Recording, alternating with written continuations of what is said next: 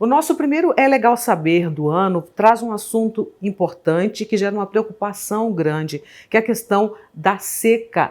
Os prognósticos dos órgãos competentes estão apontando que esse ano nós teremos uma seca mais severa do que a do ano passado. Então a gente convidou para participar aqui com a gente a promotora de justiça, doutora Nayara Ames de Castro Lazari, que também aqui no Ministério Público coordena o Núcleo de Águas e de Solo. Doutora, obrigada pela sua participação. Queria que a senhora falasse quais são as razões, então, para esse prognóstico. O que as entidades, enfim, os órgãos ligados a esse setor apontam?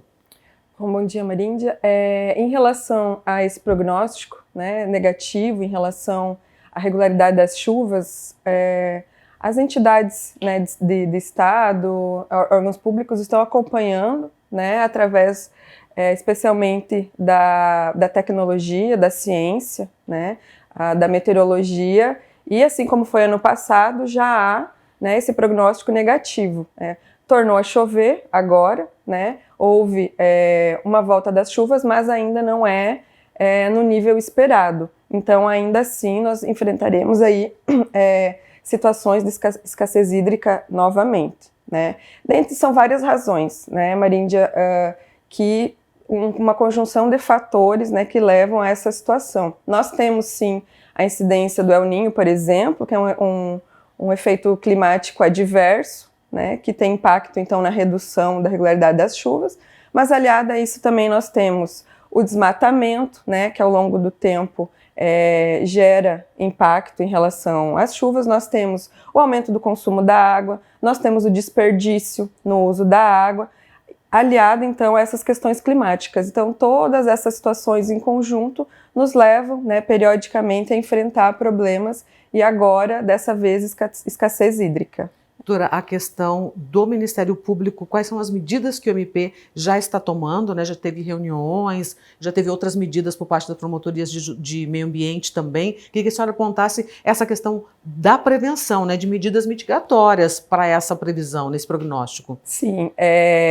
como os órgãos já indicam, né, o prognóstico e quais regiões, quais municípios enfrentarão, né? Alguns estão em risco extremo, outros em risco elevado, outros em risco moderado, né? Então, o Ministério Público, a partir dessa atuação, hoje o Ministério Público integra o Comitê de Crise Hídrica, né, formado pelo Estado. O Procurador-Geral indicou membros do Ministério Público para acompanhar os trabalhos desse comitê, se reunir com esse comitê, e ali são são passadas essas informações.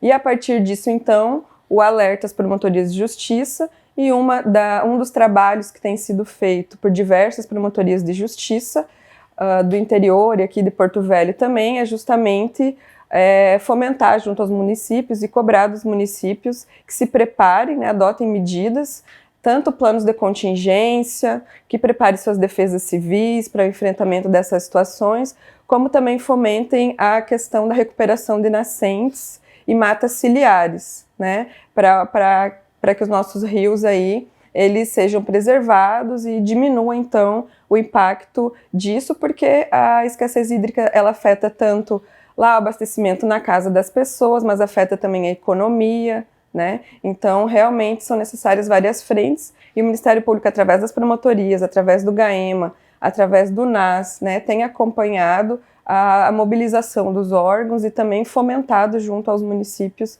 que adotem as providências para diminuir, ou pelo menos minimizar um pouco, né, o impacto disso que está previsto ainda para esse ano. Doutora, é importante também ressaltar que as pessoas têm que ter essa consciência de não desperdiçar água e também os grandes consumidores, né? Exato. Como eu disse, às vezes o primeiro impacto ele vem na torneira, em casa, e aí as pessoas percebem ou sentem o problema, né?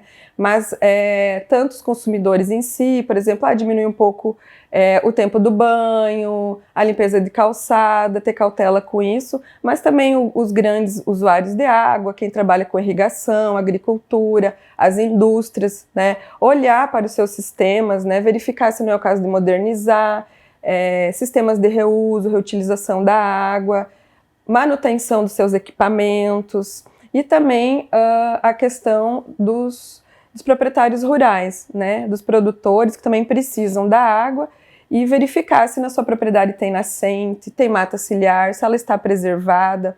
Se precisar de algum auxílio, procurar os municípios, procurar a Emater, para que haja, então, esse engajamento, né, para que todos tenham água e a água não falte para ninguém. Realmente, são vários usuários e cada um dentro da sua realidade tem condições de auxiliar na economia da água. E o Ministério Público vai estar acompanhando e cobrando isso também, né, doutora? Segue acompanhando, verificando os municípios, especialmente que estão em risco extremo, que já enfrentaram um problema. Alguns já tomaram iniciativas, considerando que o ano passado a questão das chuvas ela já gerou um impacto. Alguns municípios já estão tomando iniciativas junto ao Estado também, né? Especialmente a questão de reflorestamento, da preservação de nascentes, mas nós sabemos que é um trabalho que precisa ser feito continuadamente, né? Ele não pode parar e os efeitos são a longo prazo. Então, o Ministério Público segue acompanhando, sim, através das promotorias que já estão atuando nos municípios, né? E também pelo GAEMA